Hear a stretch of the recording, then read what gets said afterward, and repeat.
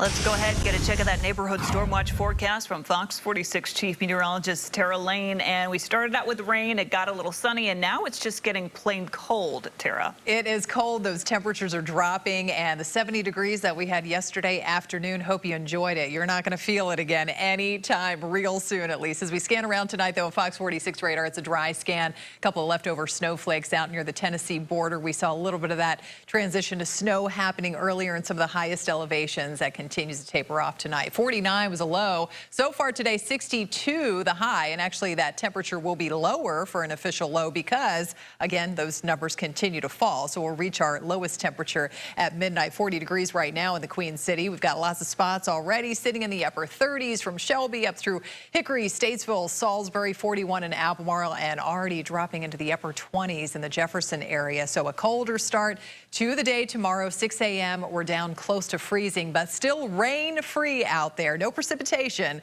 coming in just yet. We have another day, actually a full day of sunshine coming up, just not doing much to warm things up for us tomorrow. It's going to be a struggle for those temperatures in the afternoon to rise through the 40s. So tomorrow is kind of the calm before the storm. Soak up some of the sunshine and vitamin D before our Wednesday storm tracks in. Combination of low pressure out near the coast, another one here coming in from the west, squeezing out the moisture, combining with the cold air, cold enough to support, at least at the start, as the rain starts to move in to support the transition over to sleet and then freezing rain. That rain falling and freezing on contact on those elevated surfaces. And that goes for the Charlotte area, mainly for Wednesday morning, but it's not going to last terribly long. Likely by 9 to 11 o'clock in the morning, it will transition over to just pure rainfall, but not before. As we know, it doesn't take much to produce some slick spots on those elevated surfaces like bridges and overpasses. It's the mountains where that icy mix could try and last a little bit longer with sleet and freezing rain, some snow mixing in.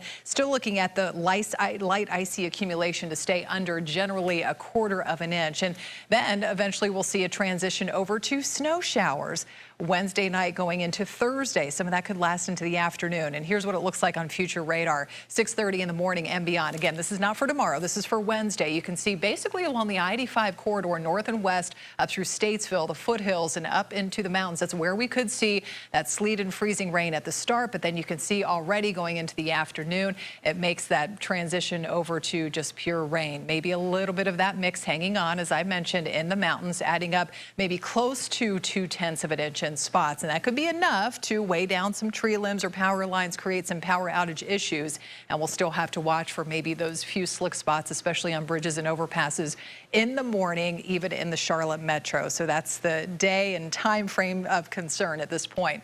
And talking about the snow developing eventually for Wednesday night and Thursday in the mountains, that could add up to anywhere from 1 to maybe close to 2 inches in the highest elevations up there.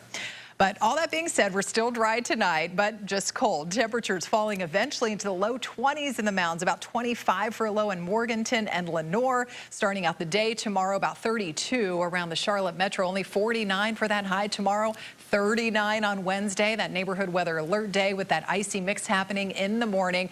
Thursday, most of that tapers off. It does look drier, certainly for the afternoon. Friday and Saturday looking pretty good, just staying on the chilly side. Yeah.